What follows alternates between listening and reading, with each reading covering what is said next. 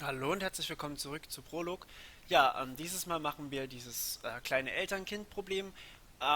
Natürlich dann auch Großeltern und so weiter. Wir haben hier einfach so eine Datenbank gegeben, also dass ihr mal seht, wofür Prolog nützlich ist.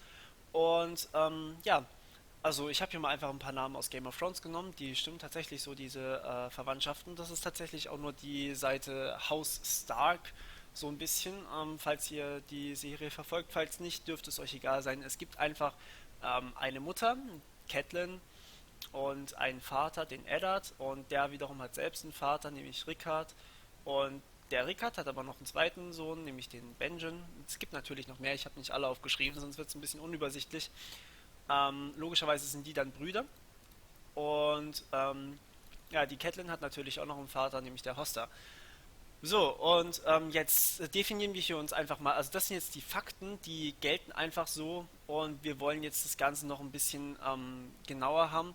Wir wollen machen, also wir wollen hier eine Vaterregel, eine Mutterregel, Großeltern, wir wollen einfach rausfinden können ohne großen Aufwand. Also nehmen wir mal an, wir hätten hier 100.000 Namen stehen, wir wollen ohne großen Aufwand rausfinden in unserer Abfrage in Prolog, ähm, wie oder von wem ist jetzt der Eddard der Vater oder wer ist der Großvater von dem und dem zum Beispiel.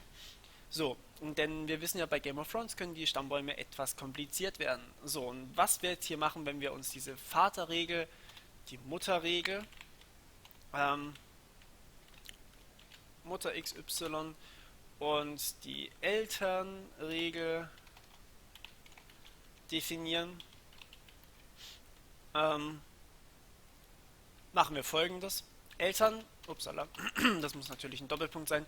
Eltern sind sie ja logischerweise, wenn entweder gilt Vater oder es gilt Mutter. Also sie sind entweder Vater oder Mutter, dann sind sie logischerweise ein Elternteil. Naja gut, was wir dann machen, ist einfach, wir sagen, es muss gelten Vater XY.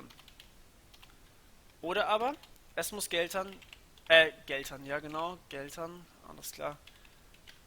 Es muss gelten Mutter XY.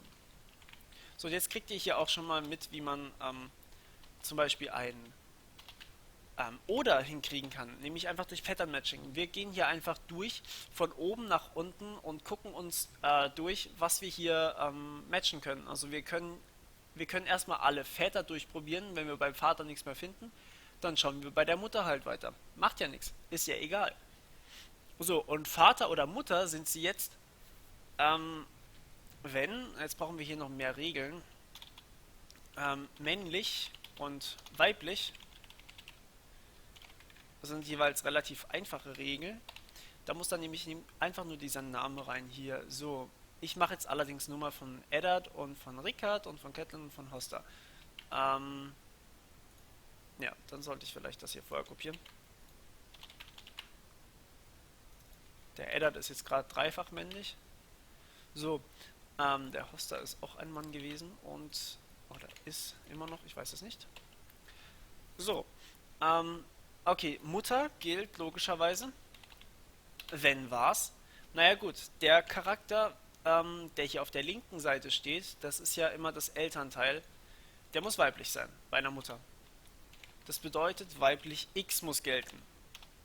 Aber wir sind hier noch nicht fertig, denn der Teil auf der linken Seite muss immer noch ähm, gleichzeitig im Kind vorkommen. Also Kind ist halt die Regel. Ähm, so, XY. Was bedeutet das jetzt? Naja gut, sagen wir mal, wir nehmen uns diese Regel hier raus. In dem Fall wäre X, die Mutter, also Catelyn, wäre erstmal weiblich. Das haben wir hier unten und stellen fest, das ist wahr. So, und weiterhin würde dann hier geguckt werden, okay, haben wir ein X und ein Y, sodass die Regel Kind XY gilt. Ja, die haben wir hier auch stehen. Funktioniert alles wunderbar. Hier müssen wir dann logischerweise in der Kindregel nicht darauf achten, ob irgendwelche Väter oder Mütter sind, sondern wir können es geschlechtsneutral einfach nur Kind nennen.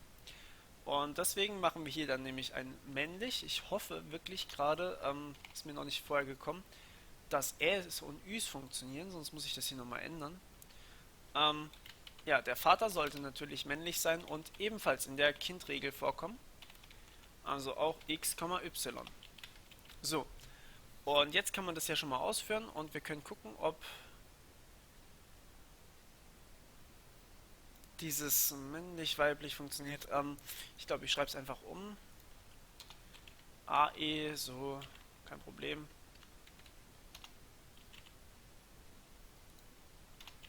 So, führen wir es nochmal aus. Wir haben immer noch gleich viele Warnings hier rumstehen, aber es gibt keinen Error, das heißt doch einfach mal, dass es funktioniert hat. So, Singleton Variables muss uns nicht weiter kümmern. Das funktioniert höchstwahrscheinlich trotzdem. So, jetzt geben wir hier einfach mal ein, okay, Vater. Und zwar, wir wollen wissen, wer der Eddard ist oder von wem er der Vater ist. Von X machen wir da einfach. Wir sagen, von wem ist denn der Eddard überall der Vater? Und kriegen einen Syntax-Error. Ach so, oh, scheiße, ich habe die ganzen Sachen groß geschrieben. Okay, lasst mich das kurz fixen. So, jetzt soll das wohl besser funktionieren. Jetzt kriegen wir auch nicht mehr so viele Warnings hier. Ich habe es einfach noch nicht so drauf mit der Groß- und Kleinschreibung. Das ist einfach furchtbar. Ich kann es nicht leiden, wenn Sachen klein geschrieben sind, die eigentlich groß geschrieben sein sollten, nur weil es mir die Syntax vorschreibt. So, jetzt können wir das Ganze aber machen hier. Das geht natürlich so nicht. Ja, wir sagen hier einfach, von wem ist unser Eddard der Vater? Und zunächst einmal kriegen wir Rob. Naja, warum kriegen wir Rob zuerst? Weil Rob ganz oben steht, hier nämlich. Wie kriegt er das jetzt alles raus? Okay, das ist etwas komplizierter. Wir gucken hier mal in Vater XY rein. X ist jetzt automatisch hier unser Eddard, ja? Und Y ist X, also alle aktuell noch. So, dann gehen wir hier rein und gucken, ist Eddard männlich? Ja, Eddard ist männlich. Okay. Das heißt, es ist schon mal links das Richtige drin. Und wenn wir jetzt hier gucken, Kind XY, dann gehen wir hier einfach alle Kindregeln durch, packen vorne Eddard rein und schauen, ob wir hinten dann dieses X rein, ja, dieses X beziehungsweise von hier oben das Y nehmen können. Also kriegen wir als erstes mal Rob. Im nächsten Fall werden wir dann Sansa kriegen. Und dann kriegen wir Bran, upsala, und Arya zuletzt. So, und wenn wir jetzt das Ganze machen mit Catelyn, dann kriegen wir natürlich ein False, denn hier männlich von X, also männlich von Catelyn, ist hier nirgendwo drin. Wenn wir jetzt hier aber sagen,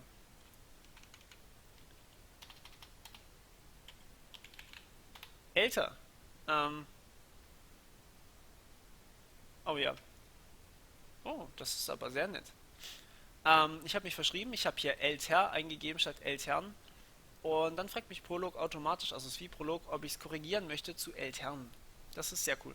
Ja, dann wird hier natürlich zuerst mal geguckt, okay, gibt es eine Regel, die hier Vater von XY, also darf, dass Catelyn eben Vater ist, machbar ist? Nee, geht leider nicht. Okay, dann machen wir mit der nächsten Elternregel weiter, die in Zeile 5 steht und gucken, kann Catelyn Mutter sein? Und Mutter geht dann hier rein und überprüft hier oben wieder, also ihr seht, die Reihenfolge ist auch völlig egal.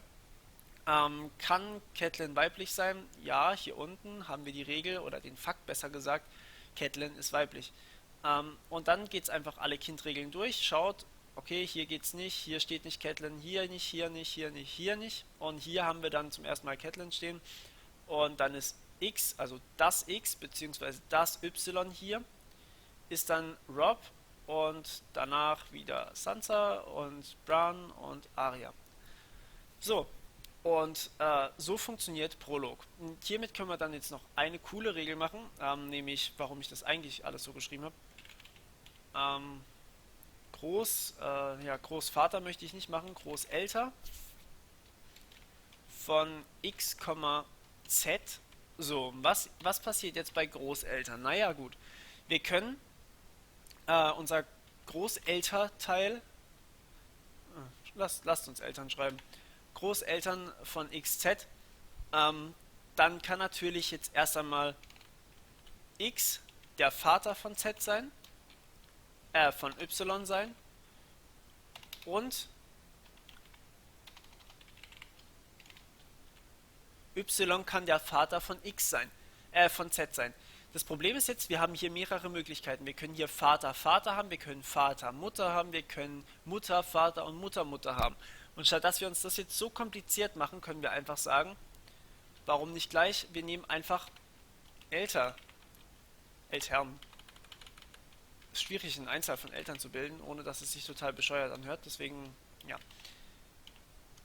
Wir sagen einfach, ja, Punkt. Ähm, gibt es eine Elternregel, also entweder Vater oder Mutter, die wir hier unten definiert haben, gibt es eine Elternregel, sodass x der Vater von y ist oder x die Mutter von y ist und dann wiederum y Vater oder Mutter von z ist. Und was wir dann rauskriegen, naja gut, das können wir uns doch mal kurz angucken. Da gibt es jetzt so wenige, da können wir uns doch gleich alle ausgeben lassen. Lasst uns doch mal machen Großeltern von x, y. So, x ist Richard oder wie auch immer man das aussprechen sollte. Und ja, der Enkel wäre dann Rob. So, immer noch der Opa. Sansa ist die Großenkelin. Ja doch. Und er geht dann jetzt halt hier einfach durch. Er probiert natürlich erstmal die Vaterregel hier durch. Und da kommt er dann bei Eddard in der Zwischenebene raus, also quasi als Elternteil. Und probiert dann für eben Eddard alle Regeln durch und gibt es dann so aus. So, und wir kriegen hier aber natürlich dann auch noch den Hoster, der logischerweise ähm, von allen auch noch der Opa ist, denn er ist ja der Vater von der Catelyn. Ja, und wenn wir keine Regeln mehr haben, geben wir wie immer False aus. Gut, ich hoffe, ihr seid so ein bisschen in die Denkweise von Prolog reingekommen und es macht euch auch ein bisschen Spaß und ich kann einigermaßen interessante Beispiele finden, die ja gerade jetzt wieder recht aktuell werden. Ähm, Wobei, wenn ihr das in der Zukunft guckt, ist vielleicht schon die letzte Staffel draußen, wer weiß das schon. Alles klar, dann bis zum nächsten Mal und viel Spaß beim Ausprobieren. Bis dann, ciao, ciao.